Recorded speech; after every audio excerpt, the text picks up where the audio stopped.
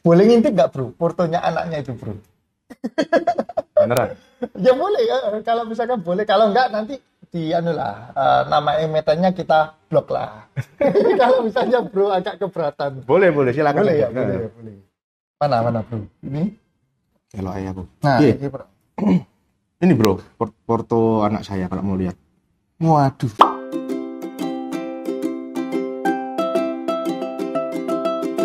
Halo guys, podcast kali ini saya tetap ditemani oleh teman saya Christian ya. Dan kali ini lokasinya ada di tempat bisnisnya dia. Ada di restoran Saukau Surabaya, tepatnya di Manyar ya.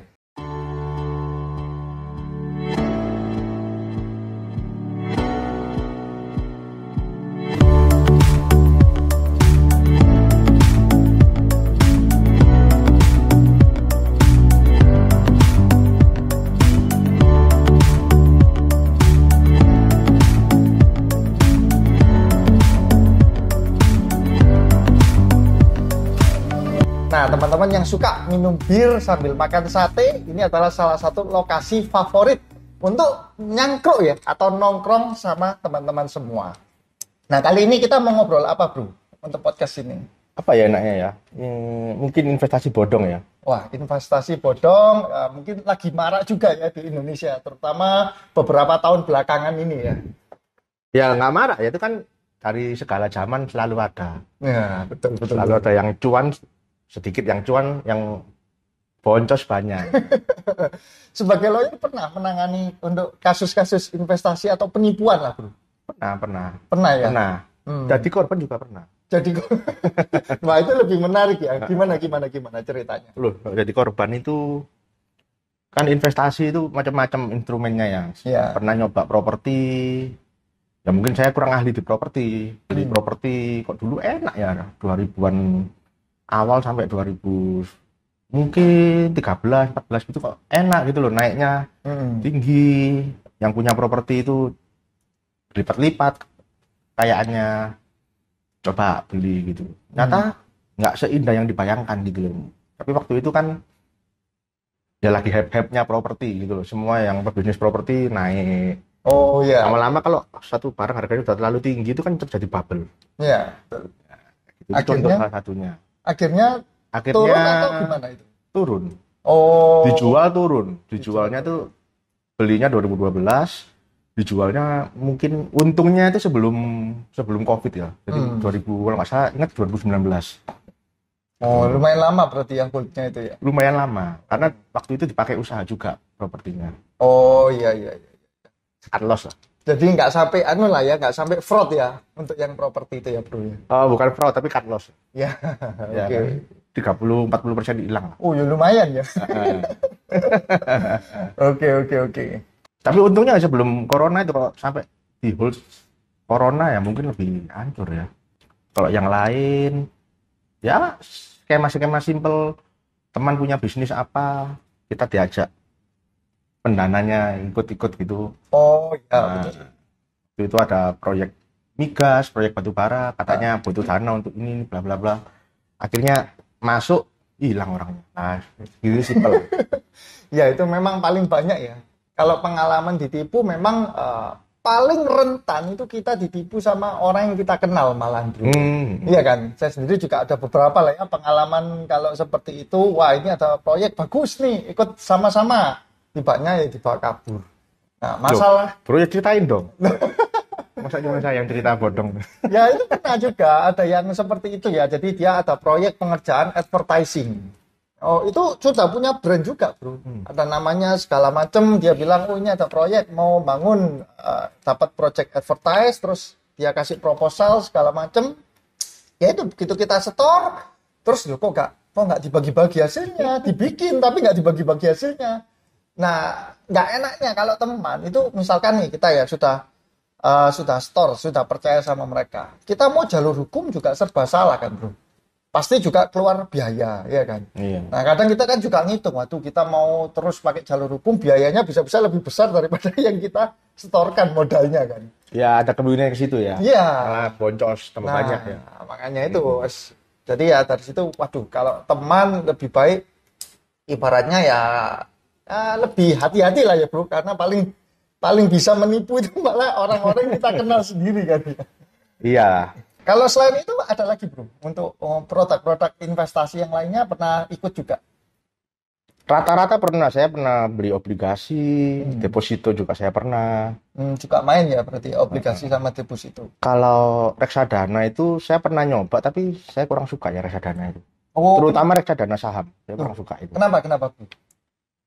Karena reksadana saham itu menurut saya kita sebagai investor retail ini punya kemewahan yang nggak dimiliki kalau kita join ke reksadana.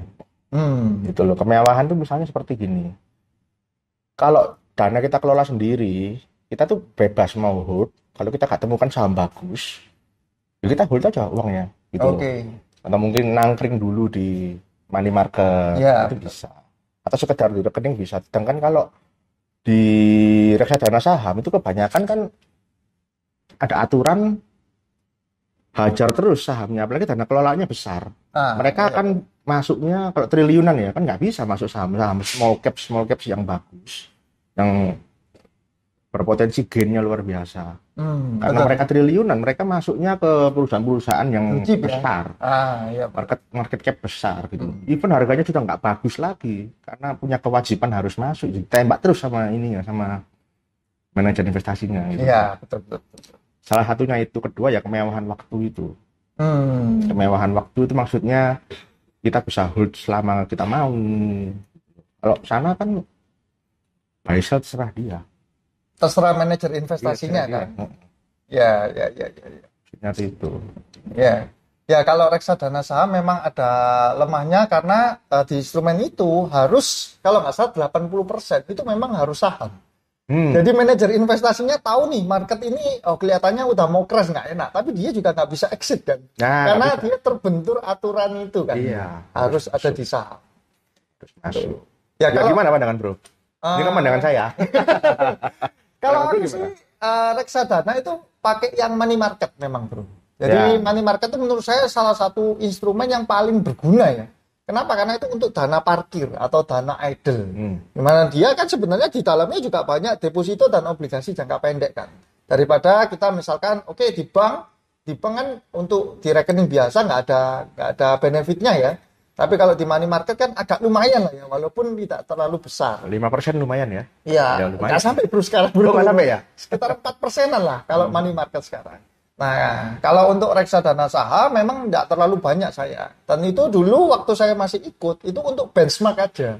Jadi kan saya sambil investasi, sambil trading, saya benchmarkan dengan reksadana saham. Cuman memang kalau kita bicara reksadana, itu juga hati-hati kan ya bro ya. Kenapa? Karena kita juga mesti lihat kan track record manajer investasinya ya. Dia ada pernah skandal enggak, kemudian dana kelolaan kan. Jangan sampai kita misalkan nih masuk reksadana yang dana kelolaannya 100 miliar, terus kita masuk 5 miliar. Berarti kita 5% sudah kan bro. Kita withdraw itu ngefek sekali kan ke MI-nya. Nah itu juga salah satu pertimbangan. Tapi kalau saya sebenarnya nggak suka malah yang dana kelolaannya terlalu besar. Kalau dana kelolaannya, ini kita bicara di reksadana saham atau campurannya. Kalau di dua reksadana itu kalau terlalu besar, otomatis MI ini kan susah ya. Mau gerak kan. Nah itu saya nggak terlalu suka. Tapi kalau untuk money market saya suka yang besar malahan. Kenapa? Karena itu kan harus liquid kan. Jadi kalau misalnya dananya 10 triliun, kita masuk 1 M ya, itu nggak sampai 1%-nya kan bro. Sebentar. Kenapa kok lebih memilih money market daripada RDPT atau reksadana obligasi? Nah kalau reksadana obligasi atau pendapatan tetap itu masih ada risknya. Kenapa? Karena harganya itu kan masih bisa ibaratnya itu naik turun. Loh, cari yang portfolionya seluruhnya obligasi pemerintah. Obligasi pemerintah kan risk free. Risk free selama kita hold sampai selesai tenornya kan. Tapi kalau kita jual atau misalkan kita tidak sampai tenornya itu selesai kita jual, itu kan nanti mengikuti harga market juga kan. Berbeda money market ya, iya. NAV-nya ya. Betul. Kalau kita money market hampir selalu itu linear ke atas kan bro. Kenapa nggak deposito sekalian? Tuh deposito lebih kecil bro, dan deposito kalau jangan di bank buku 4. Deposito, yang kecil-kecil ya, bank buku 1. Sekalian koperasi. Enggak bercanda maksudnya. Maksudnya jangan buku 1 ya. contohnya bank buku 3 lah. Betul. Loh, sekarang itu Masih malah, lebih lumayan kan? 5% ada kan? ya betul. Heeh. Cuman ya kembali lagi ya bro ya. Ada sih kayak itu. Sekarang kan ada bank digital ya bro. Ya. Bank digital kan sudah dia kasih itu lumayan besar malahan kan. Cuman ya mungkin saya agak konservatif ya. Kalau kita mungkin tempatkan dana tidak terlalu besar sih nggak ada masalah ya bro ya. Tapi kalau sudah cukup besar sampai misal nih ada trouble kan juga ngeri-ngeri sedap itu kan. Tapi kalau money market saya lihat selama tahu performanya, track recordnya, MI-nya sama kan kalau di reksadana kita bisa lihat dalamnya kan bro. Ini ditaruh di mana-mana. Misalkan di penempatan bank-bank besar lah ya. Nah itu lebih safe lah untuk kita.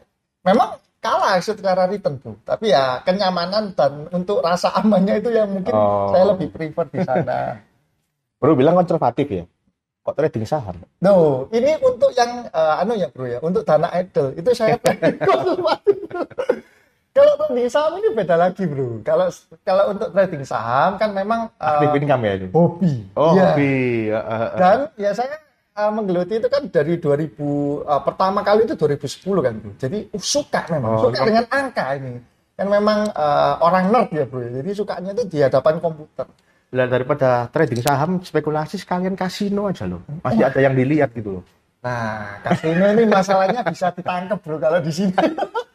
Iya. Di Dan sini juga nggak ada ya. kasino itu kan jangka panjangnya pasti kalah bro kita bro. Iya kan? Iya. Kan dia tinggal pakai hitung-hitungan matematika probabilitas. Oh, jadi ini hobi, tapi juga masih memikirkan jangka panjang. Oh ya, kan kalau bisa hobi juga make money kan bro. Daripada kita hobi spend money, lebih baik hobi kan bisa make money kan lebih bagus lagi nantinya. Ya, ini berarti kan hobi yang bisa make money atau lost money. Betul. Tapi kebanyakan hobi biasanya lost money. Iya, biasanya. spend. Oh. Iya, hobi kan biasanya spend money, nggak ada unsur make money-nya itu. Oh iya masuk akal.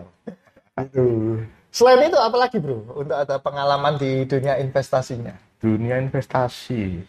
Yang apa ini? Yang bodong atau yang Boleh bodong, boleh. Yang berhasil kan kemarin di saham ya bro ya. Nah kalau saham gimana sih? Saham gimana? Untuk yang di saham gitu? saham itu investasi yang low risk high return ya. Menurut Low saya risk, loh high ya, return. menurut saya ya. Menurut saya. Ya terserah kalau ada yang bilang high risk ya. Ya memang bisa juga dibuat seperti itu gitu loh. Oke, gimana? Tapi kalau menurut saya saham itu returnnya yang terbaik, yang paling tinggi, tapi secara resiko dia sangat minim menurut saya. Oke, Investasi saham ya. Tapi asalkan kita jangan beli perusahaan yang benar-benar jelek, harganya mahal lagi ya. Tentu saja risknya luar biasa tinggi seperti itu. Cari aja perusahaan bagus, harganya murah, wajar.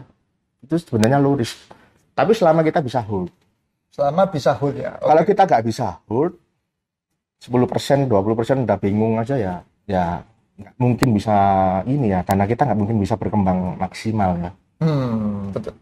Oh ya ngomong-ngomong saham, sebetulnya saya punya anak.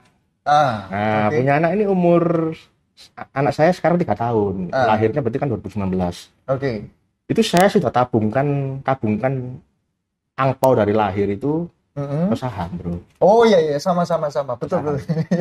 Kan kita tahu ya, biasanya kan kalau zaman saya dulu masih kecil, lihat teman-teman itu dapat angpau mungkin waktu Imlek atau mungkin waktu Idul Fitri atau waktu dia lahir, itu semua masuk ke orang tua ya. Orang tua yang ambil, kebanyakan seperti itu. Manajer investasinya orang tua. Itu kan sebetulnya tanda kutip agak-agak mirip skema fraud kan. Loh, hilang habis itu. Kok bisa? Habis. Saya punya teman itu kan, jangan teman ini kerabat dekat. Ngomongnya angpaunya itu ditabungkan, ya, dikasih waktu kecil dulu, dikasihin ke orang tuanya. Dapat angpau disimpan. Ternyata puak. Dipakai puak. Nah, hilang semua. Puak itu judi ya guys ya. Oh iya. Ini kan skema fraud paling mendasar ini. Angpaunya disimpankan tapi ternyata habis. Untungnya saya dulu waktu kecil nggak gitu sih. Orang tua saya kasih saya semua. Tapi saya waktu itu kan belum tahu investasi. Jadi ya habis beli mainan, beli jajan, beli. Bukan dibuat puak juga ya bro, habis ya. Sama-sama habis, tapi paling nggak ini saya merasakan ya. Kalau yang angpaunya di puak ya ini fraud ini. Waduh. Jadi investasi bodong itu. Investasi bodong sejak dini ya, diprot sama orang tuanya ya. Loh, bro kan kalau nggak salah anaknya tabungkan saham juga kan? Sama. Ya. Kalau bro kan, lebih ke arah value investing. Nah, sekarang gimana bro untuk tabungan saham dari anaknya itu bro? Ya sudah berkembang beberapa kali lipat ya Oh ya? anak saya. Heeh. Oh, oke oke oke. Angpaunya itu sekitar waktu dia lahir kan dapatnya emas, dikasih sama saudara-saudara, teman-teman itu ada yang emas, ada yang langsung angpau. Yang emas itu saya jual semua Wih, langsung. dijual. Kelihatannya sayang ya 2019 dapat emas, kan waktu itu masih rendah Masih agak emas. ke bawah, ya. 2020 kan resesi COVID, Nah, emas langsung sampai 1 jos. juta ya, Ya, atau betul. lebih ya, 1 jutaan pernah. Saya ingat 11, 12. Antam mungkin ya, satu-satuan itu ya. Oh ya. Waktu itu emas tinggi, tapi kan kita nggak tahu masa depan. Kalau saya tahu ya mungkin bisa di hold, tapi tetap saya hold pun saham masih lebih cuan loh. Oh iya, loh. Itu sampai berapa sekarang bro untuk portonya? Saya dapat itu total semua dijual kira-kira 12,5 juta itu angpaunya itu. Angpau anaknya ya? Iya, sekarang udah 40 lebih. Wih. Wah ya. Tapi di awal hancur dulu ya, kan saya masuk 2019. Covid IHSG jadi 3.000 itu, floating loss-nya luar biasa itu. Floating loss luar biasa. Iya, berarti sempat keseret lah ya waktu Covid, terus marketnya rebound, dia ikut naik berkali-kali lipat. Iya, dan untungnya yang saya beli itu kan sebenarnya saham-saham small caps. Oh ya, small caps. Yang hancur kan blue chip. Yang market cap besar-besar. Bank apa ya, bukan bank sih. Semua yang blue chip rata-rata hancur. Tapi kan small caps pergerakannya nggak terlalu yang gimana-gimana. Benar. Oke. Tapi bro itu biasa kan dipisahkan juga kan porto yang untuk anaknya. Enggak, butuh anak sendiri. Rencana saya ya kalau saya hold terus, mungkin dia dapat angpau lagi mungkin di next Imlek gitu. Saya masukkan lagi. Top up terus ya bro ya? Iya. Nanti dia umur 20 sebenarnya nggak usah kerja, udah pensiun dia. Waduh, enak. Harapannya begitu. Harapannya begitu. Waduh, enak sekali jadinya. Harapannya begitu loh ya. Tapi kan ya nggak tahu anak saya berminat tidak di mempelajari investasi saham ini. Iya. Soalnya kalau nggak berminat dicairkan semua ya sebenarnya habis. Boleh ngintip nggak bro portonya anaknya itu bro? Beneran? Ya boleh ya, kalau misalkan boleh. Kalau enggak nanti nama emetannya kita blok lah. Kalau misalnya bro agak keberatan. Boleh silakan. Boleh ya, boleh. Mana bro? Ini? Kalau ayah aku. Nah, ini bro.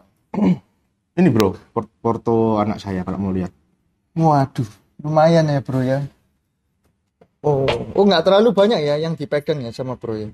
Ada 6 saham ya.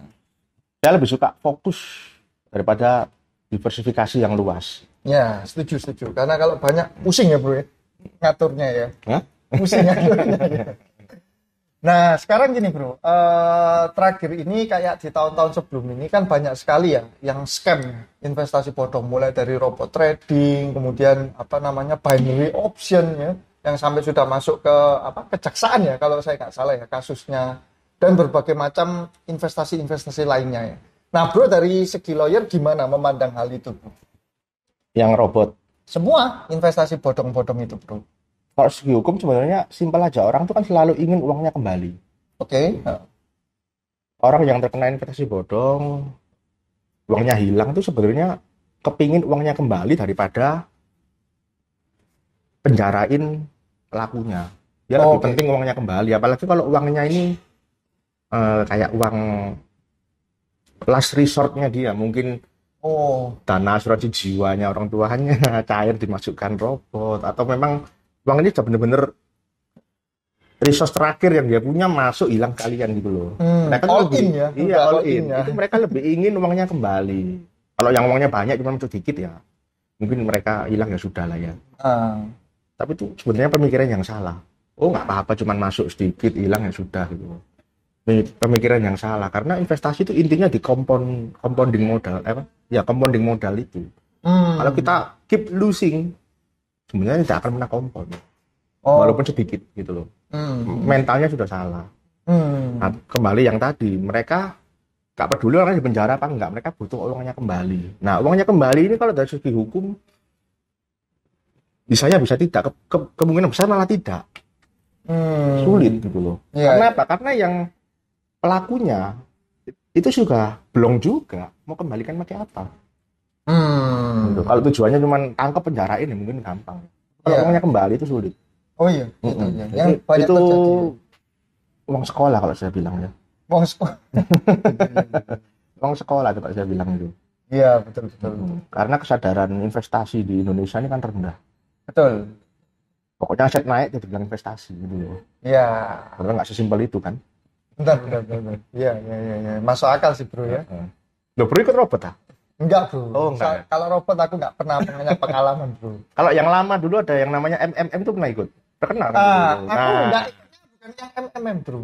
Tapi yang seperti itu. Seperti itu skemanya, Bro ya. Sayangnya ya waktu itu. Jadi skemanya kan ya money game lah ya. Itu bisa dibilang money game. Saya cuma pernah ikut sekali, Bro, money game ya waktu itu. Dia pembayarannya, Bro, itu pakai Bitcoin, Bro. Namanya apa ya? Aku lupa namanya. Tapi yang pasti vehicle-nya itu kita bisa kasih wallet. Waktu itu walletnya saya taruh di Indodax. Bitcoin atau kripto? Bitcoin, Bro. Spesifik pakai Bitcoin, bayarnya. Bayarnya. Jadi kita misalkan masuk ya, katakanlah masuk berapa 0, berapa Bitcoin kan. Waktu itu Bitcoin masih 3.700.000. Saya masih ingat, Bro. Kita masuk misalkan biasanya kan ada paket A, paket B, paket C kayak gitu kan, Bro. Nah, masuk. Nah, nanti kita dapat Bitcoin di akun kita, di wallet kita. Dapat nanti sesudah hold berapa, misalkan 2 minggu atau 1 bulan. Dan itu memang dikasih, Bro, Bitcoinnya. Dapatnya dapat beberapa dalam lama bentuk Bitcoin. BTC, Bro. Saat itu BTC 3.700.000. Berarti BTC-nya kita makin banyak kan? Ya, betul. Tapi saat itu langsung tak jual masalahnya. Loh, Jadi kenapa? dapat langsung tak jual, akeskan rupiah. Kayak gitu. Dan ternyata itu hanya berlaku kalau nggak salah 2-3 bulan. Udah tutup perusahaannya, Bro. Tapi kan kalau Bitcoin nggak mungkin amblas. Bang. Nah. Kan ada di wallet. Iya, memang. Walletnya, Cuma Bro. saat itu kan saya berpikirnya, saya nggak menyangka kalau Bitcoin itu bakal menggila ya. Jadi kalau sampai saat itu misalkan saya biarkan hold, Bro, itu di history di Indodax saya itu masih punya, itu ada 3 Bitcoin masih ada saat itu ya. Jadi kalau tak biarkan, malah walaupun scam itu malah masih cuan, Bro. Tapi ya karena ya sudahlah, anggapannya belum beruntung lah, Bro. Saat Ya. itu jadi saya jual. Ya itu bedanya ya. Orang suka senang dengan cuan yang kategorinya hoki ya. Jadi apa istilahnya? Masa saya mau bilang cuan anorganik kan nggak mungkin. Yang kita cari di investasi itu adalah cuan organik. Selebihnya misalnya, saya iseng-iseng masuk ini cuan. Ini namanya cuan hoki. Betul. Yang namanya cuan hoki kayak begini, lagi cuan ini mau berapa kali diulang? Susah ya. Iya. Beginner luck lah ya ibaratnya. Nah, begitu lah. Mau 100 kali begitu, berapa kali yang boncos, berapa kali yang cuan. Gitu loh, compoundingnya tidak terjadi di situ. Betul. Kita cari organik cuan. Ya, terus ada itu lagi juga ada pengalaman teman itu ikut peer to peer, Bro. Pernah dengar nggak? Apa namanya? Peer to peer. Peer to peer. Saya pernah dengar, cuman saya tidak begitu mendalami. Bisa dijelasin, Bro? Nah, peer to peer itu jadi dia itu ada platform ya yang menghubungkan antara orang yang butuh dana dengan orang yang punya dana di platform online. Jadi misalkan nih, aku mau usaha toko, misalkan jual bakso nih, Bro, warung bakso. Aku taruh nih, aku butuh dana 100 juta untuk bikin rombong apa segala macam. Nanti ada pendanaan itu dari orang-orang, Bro, dari usernya di website itu. Itu kan crowdfunding. Sama, yaitu. Oh, peer to peer tuh crowdfunding itu. Sama, betul. Nah, itu nanti dihubungkan sama dia di platformnya itu. Nah, ketika dananya nanti ada return kan, berapa persen setiap tahunnya yang dikasihkan. Tapi itu kan bukan investasi bodong ya. Itu kan benar-benar ada, kita bisa lihat ada bisnisnya, ada underlying asetnya. Betul. Kalau itu yang bener, Bro. Loh, masa nggak benar? Loh, sekarang itu banyak, Bro. Yang terjadi itu adalah itu di sana itu sebenarnya kita bisa lihat sama seperti bank ya. Bank itu kan ada NPL, Bro. Ya. Nah, di sana itu ada TKB kalau nggak salah, tingkat keberhasilan apa gitu loh, Bro. Nah, itu kita juga harus cek ya, apakah websitenya itu menampilkan TKB-nya atau enggak. Kalau sampai nggak menampilkan itu bahaya, Bro. Berarti dia tinggi sekali untuk gagalnya. Maksud saya ketika kita berinvestasi misalnya ini yang mau diinvestasikan di crowdfunding kan ini misalnya restoran gitu ya. Betul. Kita ini bisa lihat kan restorannya. Bisa, kalau misalkan dia itu ngasih ibaratnya itu seperti ini loh fun fact sheet-nya ya, atau restoranku di sini ya kan ada pegawai berapa, ini omsetnya kira-kira berapa, itu dicantumkan, Bro. Itu bukan investasi bodong. Menurut saya itu investasi. Ya kalau rugi cut loss, tapi bukan bodong. Betul. Kenapa kok cut loss? Ya waktu masuk dulu mungkin kita nggak pikir panjang, tinggal masuk aja, nggak analisa atau nggak Ya. melihat lebih jauh atau apa gitu. Betul. Ya memang banyak yang berhasil juga, Bro. Banyak yang terbayar juga. Ada underlying aset, saya bilang itu sudah investasi. Yang bukan investasi kalau nggak ada, ditipu. Jadi kita masuk ini nggak tahu buat apa. Kayak yang baru terjadi itu kan nggak ada underlying asetnya kan. Masuk katanya buat forex ya. Yang apa itu? Atau ya yang barusan robot-robot atau iya. Tapi kan sebenarnya kan gambarnya palsu. Dibikin sendiri sama perusahaannya. Nah, masalahnya kan gitu, Bro. Jadi underlying tuh kan kadang pun juga bisa di-create. Diawasi oleh lembaga keuangan dong. Waduh, Bro. Sudah. Kalau bicara itu, Bro, ya aku sudah pengalaman horor, Bro. 2019-2020 itu sudah horor banget. Jadi sejak saat itu ya, terus terang aku sudah nggak terlalu peduli lah ya. Mau produknya ini sudah dibilang legal, mau sudah diawasi bla bla bla. Aduh, yang penting kita sendiri tuh harus benar-benar tahu kan, Bro. Ya kan? Soalnya kemarin itu kan juga banyak, walaupun sudah ya dalam tanda kutip legal, itu ya tetap aja gagal bayar, Bro. Dan itu ujung-ujungnya juga nggak bisa ngapa-ngapain kan? Ya apa investasi. Kalau usah yang bodong, yang asli, benar-benar investasi. Itu selalu ada resiko kan memang. Betul. Ya kan? Cuman kan orang lucu, kadang kalau masuk investasi itu kadang lucu. Orang mau masuk saham itu kadang tanya, ini sebulan bisa berapa? Ya betul. Kalau nggak berani loss, mending nggak masuk saham. Ya, resikonya pasti ada lah ya setiap produk investasi. Beli emas aja gitu loh. Emas bisa loss nggak sih? Bisa. Bentar. Menurut Bro, emas ini investasi bukan? Kalau saya sih tidak menggolongkan di investasi emas ini. Ya, kalau saya loh ya. Karena bagi saya misalnya gini, kayak money market, apakah investasi? Ya jelas tidak, Bro. Money market itu bukan. Kenapa? Karena itu hanya ibaratnya itu tempat parkir uang sementara. Tapi kan asetnya bertumbuh. Bertumbuh kan kita bilang bertumbuh itu kan dalam konteks gimana, Bro ya? Ya, misalnya 5% ya lumayan gitu loh. Iya, cuman kalau kita bilang investasi itu tuh kan mindsetnya adalah kita taruh, ya kan? In the long run dia itu dapat ibaratnya tuh misalkan bertumbuh entah dari capital gain yang besar ataupun untuk dividen ya. Tapi kalau money market itu kita tahu bahwa ini memang untuk parkir ya bentar lagi tak tarik gitu loh, Bro.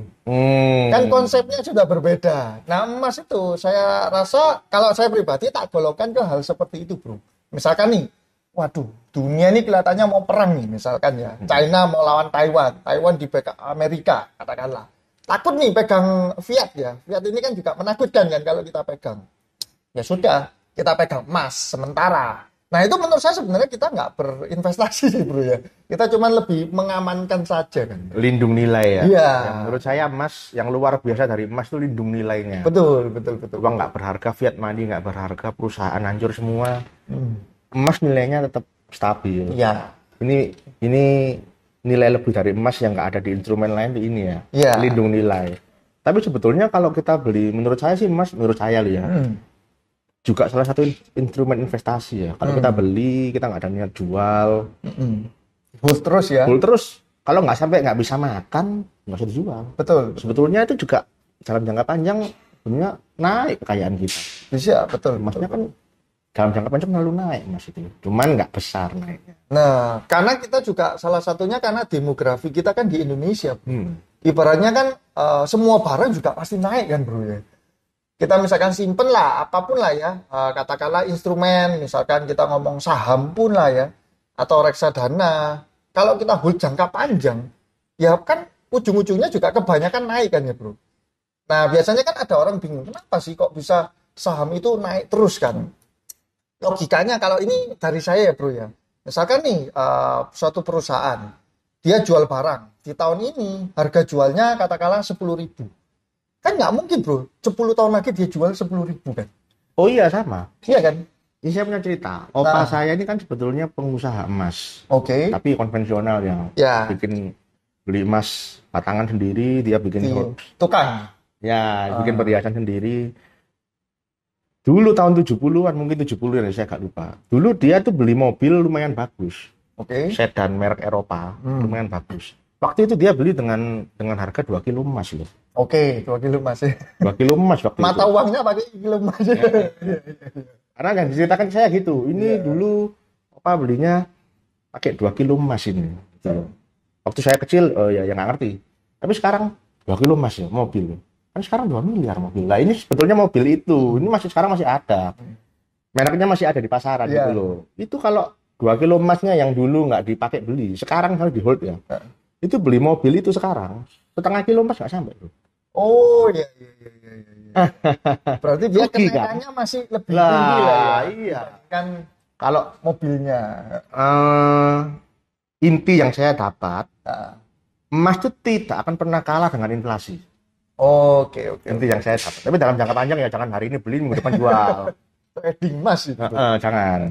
Jadi emas ini menurut saya masih instrumen investasi. Ya boleh berbeda pandangan lah bro. Betul betul betul betul. Menurut saya masih instrumen investasi emas ini. Tapi bro juga ada taruh di emas. Saat ini belum, tapi nanti mungkin di masa depan ada ya, tapi nggak banyak ya. 10% dari porto emas boleh lah. 10% porto emas gitu. Oke oke. Untuk lindung nilainya. Tapi kalau sekarang kan, oh ya gini, tujuan kita ini apa?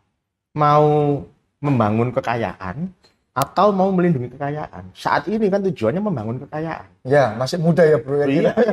Iya betul. Membangun kekayaan kan. Pada saat membangun kekayaan, kalau kita beli emas, bukan salah, tapi agak kurang tepat. Nah, nanti pada saat sudah mencapai kekayaan yang saya rasa cukup misalnya ya kan, cukupnya beda-beda tiap orang. Bolehlah 10% porto itu diemaskan gitu loh. Itu boleh. Nggak seperti itu bro. Opa Warren Buffett dia kan nggak suka emas bro. Oh, itu sendiri-sendiri Semua ya. di all in kan di saham semua itu bro. Sendiri-sendiri ya. Ini kan omongan saya sekarang. Iya. Nanti nggak tahu Bisa berubah ya. terus ya juga bisa gitu loh. Iya ya. Waduh ini ngapain aku taruh emas ya? Di sini nih bisa jadi seperti itu. Ya bisa berubah lah cara kita berpikir. Tapi kalau sekarang berpikir 10% emas boleh. Nggak masalah. Oke Gitu oke. lah. Emang bro nggak ada kepingin emas? Emas, aku sih enggak bro. Emas itu ada, itu dulu waktu tinjing tuh bro. Oh. Dapat emas ya sudah itu aja. Aku nggak pernah beli emas. Dulu pernah 2010 itu aku sempat beli emas bro. Tapi sedikit ya. Zaman itu kan masih ya anu lah bro, masih susah lah ya. Sangat susah sekali waktu itu. Jadi beli emas sedikit. Ternyata di tahun 2000 berapa ya? 16 itu nggak kemana-mana bro. Saya masih ingat 2010 emas itu orang-orang pada FOMO ya. Zaman itu FOMO. Ini emas mau ke 2000 per troy ounce-nya. Wah itu grafik emas itu linear bro, naik terus kan. Saya baru dengar emas di FOMO orang itu. Iya. Saya baru dengar itu. Loh, Kalau dari- saham banyak. Emas bisa FOMO. ternyata semua investasi itu juga ada FOMO-nya itu bro. Nah itu dari situ aku belajar kan. Oh iya ternyata itu keliru. Jadi ibaratnya beli itu ketika di pucuk harum bro. Dengan harapan ini akan ke 2000 harga emas per troy ounce-nya. Ternyata kan enggak kan. Itu malah jadi puncaknya. 2010 itu. Sempat ke 1800 kalau nggak salah itu. Hampir 2000. Terus ambles terus bro. Sekarang pun malah emas masih di 1700 loh bro. Berarti sudah dijual belum? Sudah. Jual aku di 2016-an bro. Rugi. Oh, tapi memang ruginya nggak terlalu tinggi. Kenapa? Karena ada faktor dolar kan bro. Karena kalau kita hitung emas dari troy ounce kan dibagi 31,1 dikali kurs dolar. Nah kurs dolar itu kan naik bro. Nah itu yang membuat secara rupiah itu tidak terlalu rugi. Tapi sebenarnya secara value emas kalau kita hitung troy ounce-nya itu ya rugi sekali bro. Kita hold berapa lama masih lebih turun lagi dari kita waktu beli. Nah, sekarang kan juga sekitar berapa? 1.700-an masih. Jadi belum break ke 2.000 lebih itu belum bertahan, Mas. Ya, makanya dari situ aku berpikir, waduh, udahlah, Mas nggak suka sih aku. Itu soalnya belinya, menurut saya, belinya soalnya sekali beli kan itu waktu itu. One time, benar. Nah, harusnya kalau kita berinvestasi, kita ada uang lebih, berkala kita beli emas lagi. Gimana? Nanti average Ya. emasnya Bisa turun. Kan, Nah, hari ini sudah cuan. ya. Gitu loh. Karena belinya one time, waktu tinggi, waktu ATH. Iya. Nah, itu mungkin yang bikin nggak cuan ya. Betul. Harusnya tetap di average down terus. kalau Iya. emasnya. Nah, itu pengalaman di emas sih. Emas jadi saya agak, kurang suka. Ya preferensi ya. Iya. Makanya kan saya juga bilang nggak semua orang juga harus masuk ke saham gitu loh. Benar. Setuju. Tapi kalau cari yang paling tinggi itu di saham ada. Ya. Kalau forex gimana bro? Forex aku juga ada pengalaman bro. Itu sama sekitar jadi 2010-2011 itu kan awal saya mulai untuk merintis lah ya. Nyoba gitu loh. Itu saya hampir cobain semua bro. Mulai dari forex, terus saham, emas itu saya. Tapi waktu forex saat itu saya jadi broker bro. Jadi broker forex bro di sini. Terus ada ya biasa lah ya broker disuruh cari klien ya. Dapat satu klien bro. Waktu itu teman main game kliennya. Nah, dia bilang, oke, aku mau masuk. Dia injek, kalau nggak salah 20 juta saat itu. Masuk 20 juta, terus aku bilang ke teman saya, bro, aku ini baru di sini. Di Forex ini aku baru. Jadi aku nggak bisa nih disuruh untuk mentradingkan. Kamu harus trading sendiri. Tak bilang gitu kan. Nah, dia bilang, loh memang aku ini mau trading sendiri. Oke, ya sudah. Berarti tugasku cuma apa? Dari kantor waktu itu disuruh kasih market update saja, bro. Nah, ini Hang Seng apa segala macam lah. Berita-berita seperti itu. Nah, dia trading. Sempat cuan loss, profit loss, seperti itu terus bro, sampai sekitar 1-2 mingguan. Nah, dia cerita waktu itu malam dia kan pasang posisi di pound sterling GBP USD, terus sama dia ditinggal makan nasi goreng bro, amblas. jadi cuma 15 menit itu sudah kena, ibaratnya itu kena apa ya namanya tuh, kalau di saham tuh kena stop loss itu loh bro, margin. Kena itu. Jadi uangnya itu tinggal sekitar $100 gitu. Kan pakai dolar kan. Jadi ya sudah, dari situ aku langsung resign, bro. Habis temanku kalah itu aku langsung putusin, waduh ini kok ngeri ya. Cuma tadi kan bro bilang trading itu hobi gitu. Sebetulnya kalau hobi ya kita masukkan aja sejumlah yang kita nyaman kalau loss. Daripada ke saham, ke forex aja sekalian lebih seru. Beda, bro. Kalau beda, ya? itu di ininya dari pengalaman saya ya. Forex sama saham itu ada bedanya begini. Forex itu kita benar-benar bertaruh di nilai. Ibaratnya kita nggak pegang apa-apa. Kenapa? Karena di Indonesia kebanyakan Forex itu leverage, bro. Artinya uang kita itu di margin 100 kali seperti itu. Jadi beda kalau di saham ya. Misalkan kita ngomong trading. Tapi setidaknya kita itu punya kepemilikan.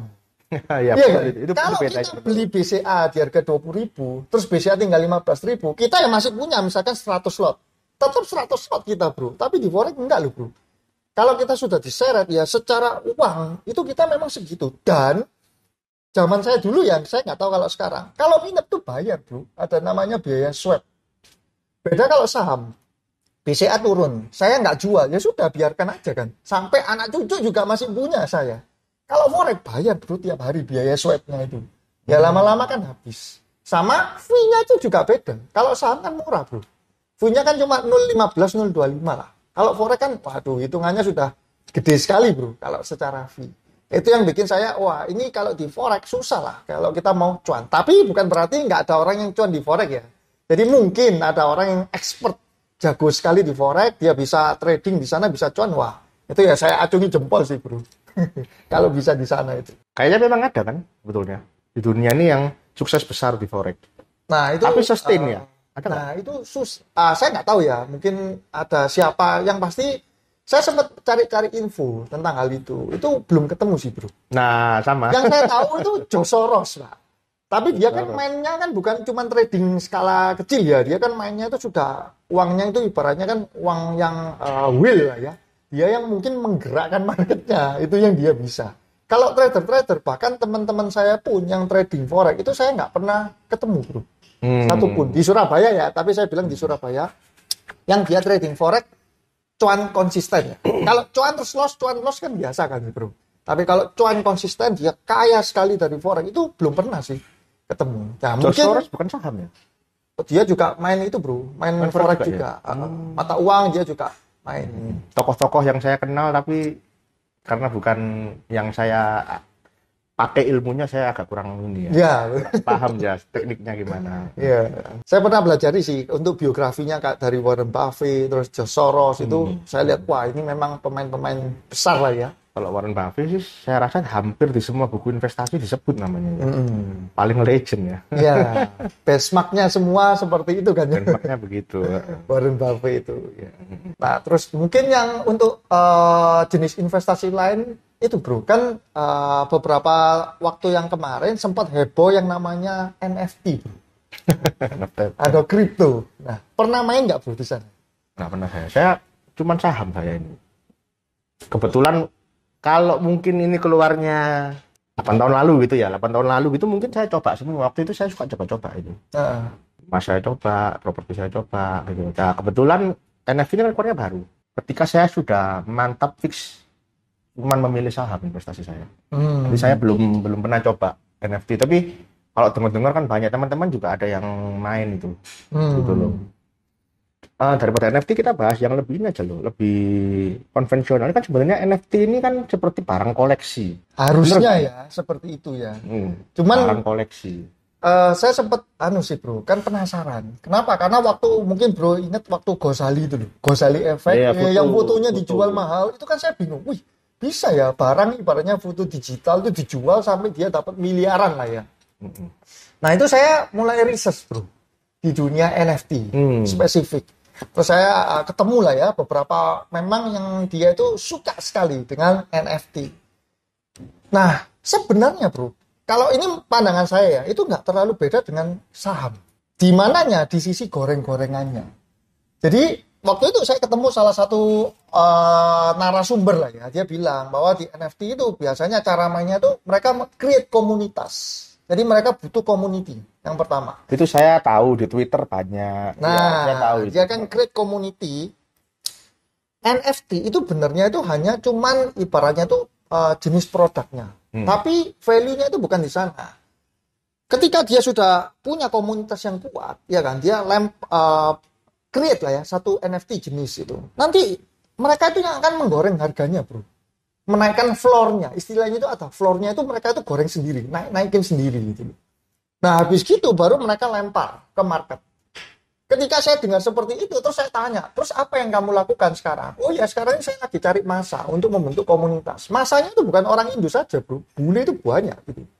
Ya kan seluruh dunia kan itu. Iya. Jadi dia orang anak muda ini itu sampai bisa menggrab market itu orang bule, followernya itu.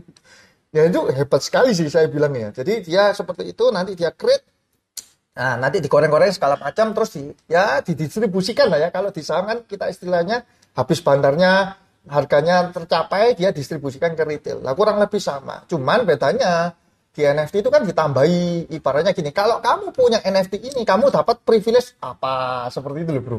Ada sampai gini. Katakanlah kasino online itu ngeluarin NFT bro. Jadi kalau kamu punya NFT ini, kamu dapat seperti saham kosong. Nanti dari penghasilannya itu dari laba, kamu nanti dapat ibaratnya passive income. Sampai seperti itu bro. Supaya menarik orang untuk beli NFT-nya itu loh. Nah ini yang story yang dibuat ini yang menurut saya cukup berbahaya kalau teman-teman itu gampang ibaratnya tuh tidak mau melakukan riset detail ya. Karena story kan mudah sekali dibuat itu. Itu kan sama kayak kalau konvensional ya. Lukisan, barang-barang collectible. Betul. Patung, mungkin mobil antik, apalagi yang barang-barang karya. Jam lah ya. Sekarang mungkin jam ya. Jam gitu. Seperti itu kan. Jadi kan barang-barang collectibles ini gak tahu, menurut bro investasi bukan? Kalau menurut saya barang collectibles ini bukan investasi. Barang collectible ya. Nah ini aku agak susah. Kenapa? Karena aku terus terang tidak pernah berinvestasi di sini. Jadi saya masih bingung. Aku belum pernah tahu ya. Misalkan nih, oh ini loh lukisan dulu beli 100 juta. Sekarang 1 miliar. Karena aku belum punya pengalaman di sana. Jadi masih ragu-ragu bro kalau bilang ini investasi atau tidak. Tapi kalau misalkan nih ada orang yang memang jago ya, melihat art, melihat seni, terus dia bisa membeli lukisan ya di harga murah, terus dia bisa jual di harga tinggi, ya mungkin bisa jadi itu investasi bagi orang tersebut ya bro. Tapi menurut saya itu susah sekali sih, karena kan abstrak ya penilaiannya itu poinnya ya. Saya boleh pendapat dikit ya, tentang termasuk yang NFT tadi. Kalau orang udah beli segini, nanti digoreng lagi ada yang lebih mahal, ada yang lebih mahal. Jadi selalu akan naik. Betul. Dan ini di komunitas yang ngerti itu aja. Kalau orang lain yang nggak ngerti, mana mau beli mobil antik misalnya loh ya. Sudah harus maintenance gitu loh. Tapi di komunitas yang pencinta mobil antik, mungkin ada yang beli lebih mahal lagi gitu loh. Nah, ini kalau di dalam investasi ada yang namanya The Greater Fool Theory. Oke. Pernah dengar? The Greater Fool Theory. Itu penjelasannya gini. Yang pertama bukan investasi karena dia tidak ada underlying assets kayak perusahaan yang ada value-nya. Itu kan nggak ada, abstrak bener tadi. Betul. Yang kedua, The Greater Fool Theory ini orang yang sudah beli, katakanlah belinya barang ini dibeli 100 juta. Mau dia jual 80 juta? Nggak mau kan? Nggak mau. Akhirnya, oh ini barangnya langka, cuman ada sekian di dunia. Ya. Kalau dia mau jual harus di atas 100 juta. Betul. 150 juta misalnya kayak gitu. Nanti yang beli 150 juta Tak mau jual 1 juta, naik lagi 200 juta. Jadi mohon maaf ya agak kasar saya ngomongnya. Jadi pembeli bodoh membeli barang membeli barang yang sudah mahal, menunggu pembeli bodoh lainnya untuk beli. Nanti pembeli bodoh lainnya ini nyari pembeli yang super Lebih bodoh. Yang super bodoh nyari yang ultra bodoh. Sampai siklusnya ini terakhir, pembeli paling bodoh terakhir ini sudah nggak ada yang mau beli lagi di atas lagi. Ini pasti harganya hancur. Betul. The Greater Fool Theory itu membicarakan tentang itu. Ya, itu hampir relate sekali dengan dunia saham juga sih ya bro ya. Benar, itu terjadi di saham yang lagi bubble. Termasuk saya dulu kan pernah bilang, kok enak ya properti semua naik waktu 2000-an 10 ke atas, ya 2010. Ternyata sebelum saya baru sadari, suatu aset kelas itu bisa bubble. Sampai pembeli bodohnya habis. Waktu itu saya pembeli bodoh mungkin ya sudah hampir-hampir terakhir, sudah pecah harganya turunnya sudah. Ya. Nggak bisa gitu loh. Betul. Nah, NFT collectibles itu ada unsur The Greater Fool Theory ini. Kenapa saya tidak bilang ini investasi? Betul. Dan ini sih bro, kalau saya tambahin ya, lebih bahayanya lagi. Kalau misalkan bro tadi bilang ya, lukisan ataupun mobil antik lah ya. Mungkin pemain-pemainnya ya yang suka mobil aja, yang bisa akses ke sana. Tapi NFT beda bro. Oh beda? Beda. Kalau ada artis bicara bro, ini bagus koin ini, orang yang nggak ngerti apa-apa itu ikut beli bro, bisa bro. Itu bedanya. Oh, koin artis itu ya? Loh, bukan, aduh jangan sebut koin artis lah bro. Oh, bukan.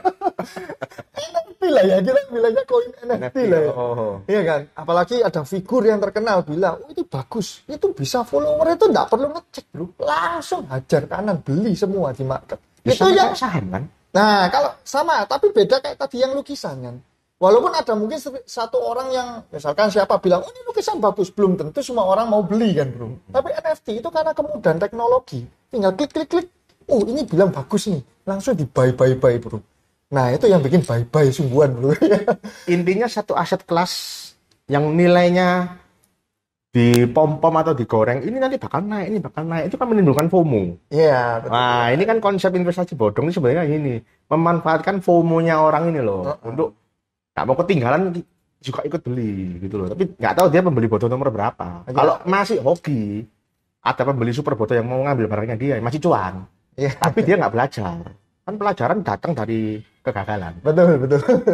Tapi belum tentu juga ya, ada yang orang gagal masih bebal. Waduh. Nggak menyadari bahwa dia ini sebenarnya basic investasinya nggak ada salah. Cara mikirnya sudah salah gitu loh. Ada konsep lain lagi, kalau di matematika zaman sekolah soal ceritanya diganti, masuk lagi dia. Nah, itu mungkin orang itu perlu menikah bro, segera ya. Hah? Perlu segera menikah. Loh, kenapa? Soalnya supaya pasangannya aja yang ngatur duit dulu. Kalau suaminya dilimiti sudah. Mungkin istrinya takut ini kalau suaminya dia sendiri langsung dibeli, langsung investasi. Yang paling benar itu sebetulnya ya, kalau mau investasi pelajarilah. Mau usaha, mau apapun, mau properti, kuasai bidangnya. Kuasai dulu bidangnya. Ya. Jangan beli karena omongan nanti ini bakal naik. Ini bakal naik gitu loh.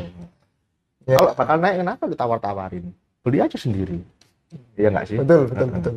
Investasi yang bagus itu kan yang kita research, kita cari sendiri, kita temukan sendiri dengan cara yang ya itu dianalisis mendalam itu. Ya kan. Tapi selama ini orang kan enggak. Orang tuh senang dengan investasi yang ditawarkan.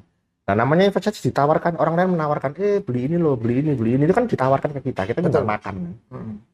Kita nggak melalui proses riset kan. Itu menurut saya investasi yang buruk itu.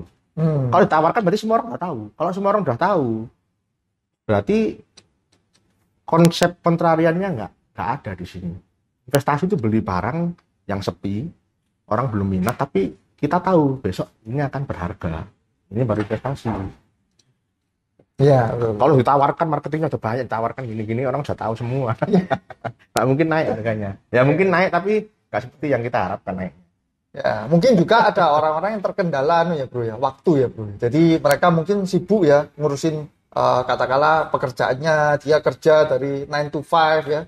Dia nggak sempat sehingga dia ibaratnya itu, waduh udah aku nggak ngerti aku investasi. Nah itu kan lebih. Makanya kalau di luar negeri itu ada namanya advisor bro. investment advisor dan itu laku. Mereka butuh itu. Betul. Mereka punya dana berlebih, kerjanya mati-matian, nggak punya waktu analisis kan? Betul. Mereka butuh advisor. Hedge fund kalau saya bilang. Ya, kalau hedge fund di sini kan mungkin produknya jadi reksadana ya, fund manager ya. Ya, tapi menurut saya beda sih. Tapi kalau mau disamakan itu menurut saya beda. Ya, betul. Ya, butuh orang yang bisa mengelolakan dananya dan mengkompoundingkan. Dia fokus kerja. Betul. Nah, itu. Ya. Nah, pengen bikin begitu, tak bro? Wah, ya pingin bro. Sebenarnya ya itu pingin sekali sih bro. Kalau bisa sampai seperti itu. Kan ya kita kalau kiblatnya sama di dunia investasi tentu tujuan akhirnya kan bagaimana mengembangkan aset bro. Ya kan. Nah itu kalau kita sudah di level itu kan ya enak lah ya bro ya. Kita hidup ini nyaman gitu. Oke. Nah sekarang untuk konklusi terakhir menurut bro apa saran ya supaya orang tidak mudah untuk terjebak dalam investasi bodong, bro. Ya, menurut saya harus riset ya. Apapun yang kita beli itu kita harus, terutama kalau yang embel-embel investasi. Investasi kan namanya buruk. Stigmanya cenderung ke negatif karena banyak skema-skema penipuan ini. Gitu. Benar. Jadi kalau kita mau punya uang berlebih, kan biasanya dimulai dari uang berlebih, eman mau tak habisin atau mau apa, tapi di rekening juga eman, nggak bertumbuh gitu loh. Paling aman ya sudah. Deposito obligasi lah ya. Tapi kalau mau beli instrumen lain yang risknya lumayan, sebaiknya kita riset dulu. Ini apa barangnya, terus value-nya ada di mana. Yang penting kan value. Value investing kan pokoknya selama value sama harganya timpang, di situ ada investasi selalu. Betul. Selalu ada peluang investasi di situ. Ya. Itu aja. Sesimpel itu, teman. Prosesnya, analisisnya nggak sesimpel ini. Kita harus paham. Properti ya kita harus paham tanah mana yang, misalnya nggak properti ya, kalau menurut saya secara global saya nggak ahli. Kalau belinya di tengah kota Surabaya ya sulit dapat harga bagus. Pasti gitu loh. Tinggi sekali ya. Iya. Mungkin cari yang agak daerah, tapi mungkin kita kenal orang dalam. Ini kalau di saham kita bisa tanya ke manajemennya itu arah ekspansinya pokoknya. Nah, tanah yang kita beli ini mungkin kalau di daerah ini kita kenal orang yang pengelolanya itu, oh nanti ini perkembangan ke depannya ke sini. Tapi informasi ini haruslah yang spesial, itu nggak semua orang sudah tahu. Kalau semua orang sudah tahu misalnya invest di Kalimantan itu ya nggak investasi. Betul. Double harganya sudah. Ya. Tapi kalau kita spesial yang tahu atau hanya sedikit gitu ya kita boleh beli tanahnya. Nanti waktu pembangunan kotanya ke arah sana, asetnya naik. Contohnya seperti itu, harus ada ketimpangan antara value sama harga yang kita bayarkan. Value-nya tinggi, harga yang kita bayarkan rendah. Nah, ini peluang investasi terjadi. Apapun jenis instrumennya. Ya, ya. Saya tambahkan sedikit ya mungkin untuk sekarang ini juga satu yang luput ya dilihat sama orang-orang itu adalah sebaiknya kita itu lebih melihat secara orangnya terlebih dahulu. Daripada yang on paper ya. Jadi katakanlah kita ditawarkan suatu, ini loh buka katakanlah apa ya butik atau whatever lah ya. Ada biasanya kan ada bisnis proposalnya ya bro, angka-angkanya menarik. Itu sudah nggak usah dilihat terlebih dahulu, menurut saya loh ya. Yang penting orang yang menjalankan ini yang harus kita due diligence itu. Kalau perusahaan, ya, bisnis perusahaan, walaupun saham kan hampir sama ya sebenarnya bro ya. Walaupun perusahaannya laporan keuangannya moncer semua, tapi kalau kan bisa fraud itu. Ya, bisa saja kan. Nanti di satu momen dia menunjukkan kulit aslinya ya bro ya. Kan bisa langsung seketika tiba-tiba perusahaannya keluar notasi negatif kan bro. Dari bursa kan. Seperti itu. Sama juga bisnis kan banyak. Kita ditawarkan berbagai macam bisnis. Kalau kita nggak benar-benar tahu, ibaratnya orang ini kita nggak benar-benar bisa percaya ya sudah. Iya. Ya kan? Seindah apapun angka yang ditawarkan di tulisan di bisnis proposal itu. Nah itu jadi mungkin dua hal itu yang teman-teman harus perhatikan semua ya dalam memilih untuk berinvestasi. Karena di Indonesia ini memang ibaratnya itu lahan empuk ya bagi para orang-orang yang mau melakukan skema-skema investasi bodong. Tahun ke tahun itu selalu terus berkembang, ya kan? Bentuknya saja yang terus berubah. Orangnya sudah saya nggak yakin bro, habis robot trading ini selesai ya. Nanti ke depan nggak ada robot trading itu saya benar-benar nggak yakin. Ponzi dibungkus soal cerita lain. Iya. Masuk lagi orang-orang itu. Loh, bahkan mungkin robot trading nanti akan keluar lagi, bro. Oh, keluar lagi? Kemungkinan loh, ini menurut saya ya. Karena masyarakat itu cenderung gampang untuk, ya sudahlah itu kan sudah 5 tahun yang lalu. Ini mungkin beda. Nah, biasanya itu kan penyakitnya gitu, bro. Ini mungkin beda. Ini beda. Kalau yang dulu 1% 1 hari. Ini 1% 1 minggu. Ya, udah itu bahaya. Langsung pinjam semua ya. Ya. Pinjam gesek semua. Di sana. Nah, itu sekali kalau kita kena seperti itu, wah itu susah ya. Oke guys, jadi cukup sekian untuk video kali ini yang membahas tentang jenis-jenis investasi ya. Semoga dapat bermanfaat untuk teman-teman semua ya. Kita doakan di sini semoga teman-teman sehat selalu, semakin sukses dan cuan selalu. See you guys.